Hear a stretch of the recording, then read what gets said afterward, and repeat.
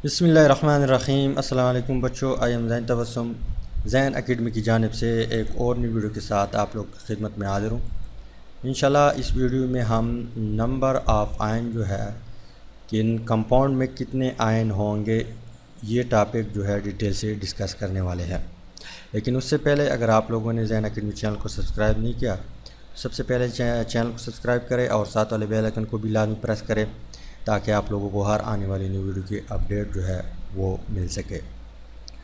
सबसे पहले हम ये डिस्कस करते हैं कि कंपाउंड क्या है और आयंस क्या वाला है।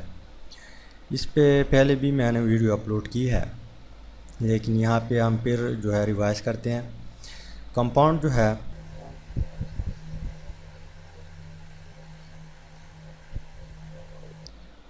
जो है वो डिफरेंट एटमों से बना होता है।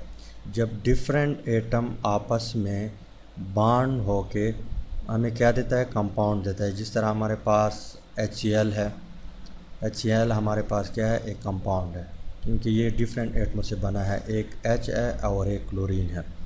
इस तरह हमारे पास H2O है, ये भी एक कंपाउंड है। इसके अलावा हमारे पास जो H2SO4 है, ये भी एक कंपाउंड है। इसके अलावा आयन जो है, इस पे हमने ऑलरेडी बात की है, लेकिन जब कोई भी एटम इलेक्ट्रॉन लूज़ करे या गेन करे और इसके ऊपर चार्ज आ जाए तो उसको हम क्या कहते हैं, उसको हम आयंस कहते हैं। फ़र्ज़ करें हमारे पास एक कंपाउंड है, HCl है। HCl जब डिसोसिएट होगा तो क्लोरीन जो है इससे इलेक्ट्रॉन लेगा, तो हमारे पास क्या आएगा, एक हाइड्रोजन आएगा, इसके ऊपर पॉजिटिव चार्ज आएगा, और एक क्लोरीन आएगा, इसके ऊपर नेगेटिव चार्ज आएगा। तो ये दोनों जो है ये हमारे पास क्या है, ये आयंस है। ये भी आयंस है, ये भी आयंस है। ये एनाइन है, कीटाइन है। इसके ऊपर पॉजिटिव चार्ज है, इसके ऊपर नेगेटिव चार्ज है। इसने इलेक्ट्रॉन इसी लिया हुआ है, इसने लूज़ किया हुआ है, तो चार्ज इसको कहते हैं। अब हम आते हैं अपनी टॉपिक की तरफ कि एक कंपाउंड में कितने आयंस होंगे, क्या होंगे, कितने आयंस होंगे। तो सबसे पहले हम एग्ज़ाम्पल लेते हैं HCl की। HCl हमारे पास क्या है, एक कंपाउंड है। फ़र्ज़ करें हमारे पास 12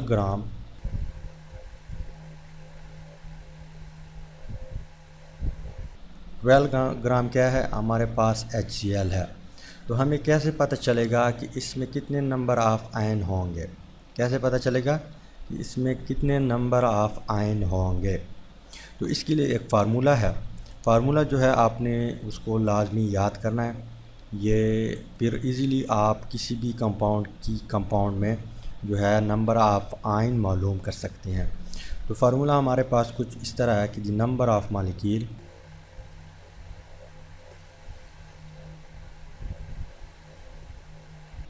number of molecule is equal to mass in ग्राम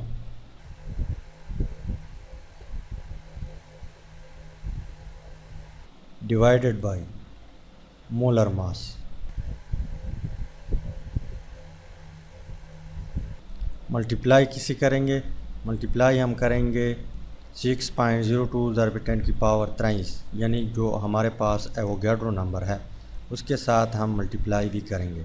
तो 6.02 ज़रब 10 की पावर 23, इसके साथ हम ज़रब भी देंगे। तो गिवन मास हमारे पास मौजूद है। यहाँ पे हमें 10 ग्राम HCl दिया हुआ है। मोलर मास जो है हम इसको पीरियोडिक टेबल की मदद से मालूम कर सकते हैं। जितनी भी एलिमेंट है उसके पीरियोडिक टेबल में उसका एटॉमिक मास दिया होता है, तो पीरियोडिक टेबल से आप मालूम कर सकते हैं। तो हमारे पास इज़ इक्वल टू ये चीज़ इस तरह आएगा, नंबर ऑफ़ मॉलिक्यूल। अब हम क्या करते हैं, नंबर ऑफ़ मॉलिक्यूल पहले मालूम करते हैं, उसके बाद हम नंबर ऑफ़ आयन मालूम करेंगे। तो मास इन ग्राम हमें दिया हुआ है, 12 ग्राम है। 12 ग्राम डिवाइडेड बाय मोलर मास हम कैसे मालूम करेंगे, हमें पता है कि HCl जो है H जो है हाइड्रोजन जो है इसका एटॉमिक मास कितना है 1 है, और HCl का कितना है हमारे पास वो 35 है। तो 1 + 35 कितना आता है 36, तो 12 ग्राम, यहाँ पे 36 ग्राम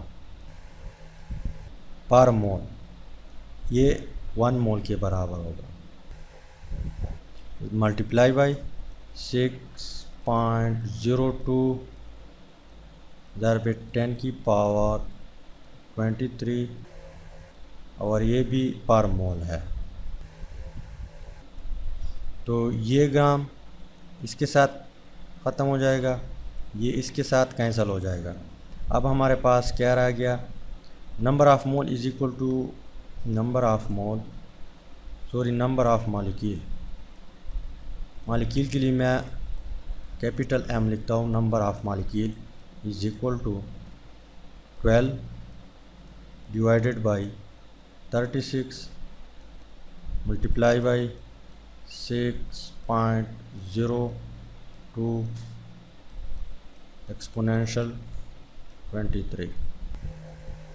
अब हम क्या करेंगे, अब हम ये करेंगे कि कैलकुलेटर ओपन करते हैं और इसको कैलकुलेट करते हैं।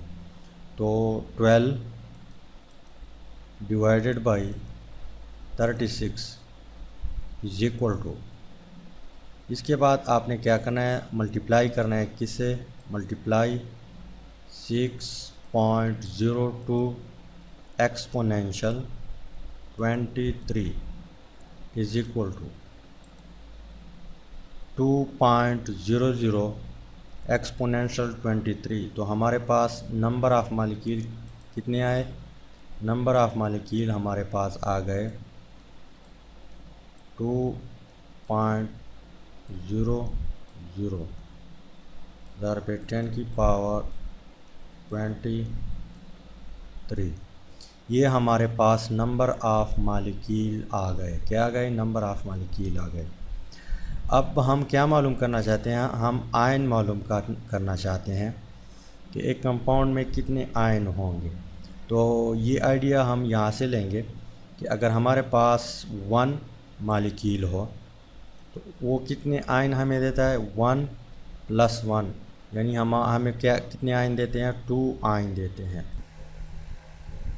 अगर हमारे पास 1 HCl हो यानी 1 मॉलिक्यूल हो तो वो हमें 2 आयन्स देते हैं। अगर हमारे पास इतने मॉलिक्यूल हो तो वो हमें कितने आयन्स देगा। तो यहाँ पे हम लिखते हैं कि 1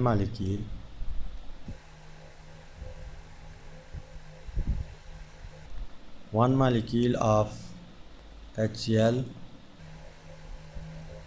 हमें कितने आयन देते हैं, 2 आयन देते हैं, 2 आयन्स। अगर हमारे पास इतने मॉलिक्यूल हो 2.00 एक्सपोनेंशियल 23, तो वो हमें कितने आयन देगा, x। अब आपने क्या करना है, 2 को इसके साथ ज़रब देना है। तो 2 मल्टीप्लाई बाई 2.00 10⁻23। अब हम कैलकुलेटर को अगेन ओपन करते हैं, यही वैल्यू यहाँ पे मौजूद है। तो हम यहाँ 2 से मल्टीप्लाई करते हैं, multiply 2 is equal to, sorry ये तो डबल 2 आ गई।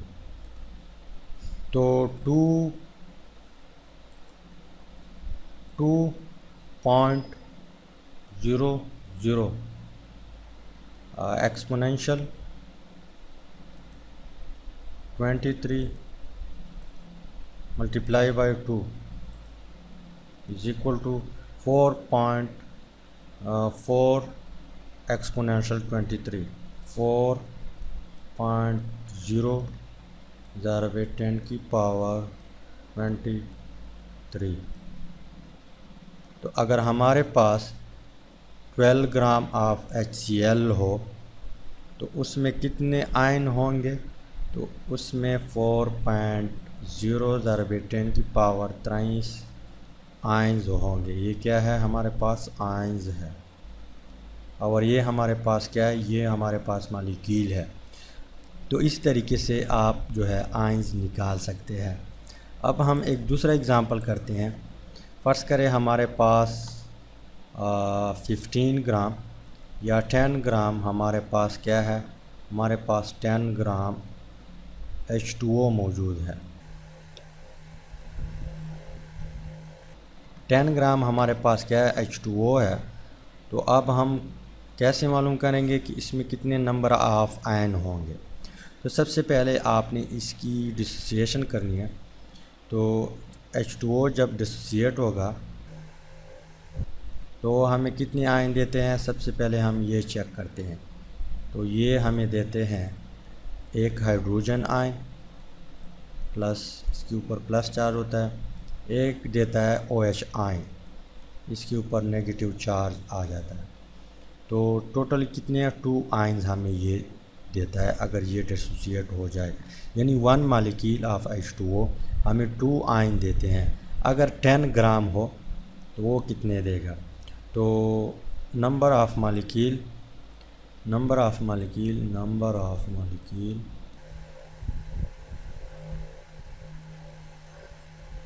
Is equal to mass in gram कितना है हमारे पास, 10 ग्राम है। तो 10 ग्राम डिवाइडेड बाई इसका मोलर मास कितना होगा H2O का। हमारे पास हाइड्रोजन कितने हैं, 2 है, एक हाइड्रोजन का एटॉमिक मास 1 है, तो 2 हाइड्रोजन है, इसका मतलब है ये है कि 2, और यहाँ पे एक ऑक्सीजन का जो एटॉमिक मास है वो 16 है। तो 2 + 16 आंसर हमारे पास क्या आता है, 18 ग्राम पर मोल, मल्टीप्लाई बाई 6.02 × 10⁻23 मोल इनवर्स। तो ये ग्राम इसके साथ कट हो जाएगा, ये मोल इस मोल के साथ ख़त्म हो जाएगा।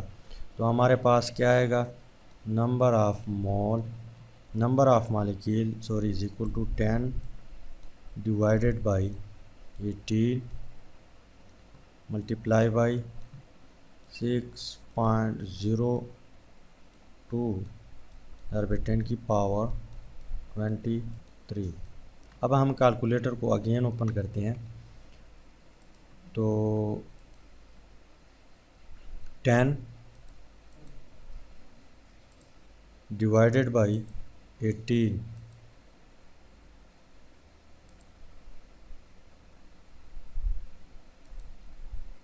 इज इक्वल टू 5.5 ज़रबे 6.02 एक्सपोनेंशियल 23। तो ये हमारे पास आता है 3.3 एक्सपोनेंशियल 23। तो ये हमारे पास क्या आ गए, 3.3 एक्सपोनेंशियल 23। ये हमारे पास वाटर मॉलिक्यूल आ गए। क्या है ये मॉलिक्यूल है। अब हम नंबर ऑफ़ आयन मालूम करते हैं। तो 1 मॉलिक्यूल ऑफ H2O जो है वो हमें 2 आयन्स देते हैं। अगर हमारे पास इतने मॉलिक्यूल हो तो वो हमें कितने आयन्स देगा। तो इनको 2 से मल्टीप्लाई करते हैं। तो 3.3 मल्टीप्लाई बाई 10⁻23 मल्टीप्लाई 2। तो यहाँ पे ये वैल्यू मौजूद है। हम मल्टीप्लाई करते हैं किससे, 2 से। 2 इज इक्वल टू 6.68। तो कितने आयन देगा, ये हमें देगा 6.68 मल्टीप्लाई बाई 10⁻23। मतलब ये है कि अगर हमारे पास 10 ग्राम ऑफ H2O मौजूद हो तो हमें कितने आयन देगा, वो हमें 6.68 ज़रब 10⁻³ इतने आयन्स देगा। तो उम्मीद है कि इस कंसेप्ट का कुछ ना कुछ जो है आइडिया मिला होगा। इंशाल्लाह मिलते हैं नेक्स्ट वीडियो में। Finally thanks for watching.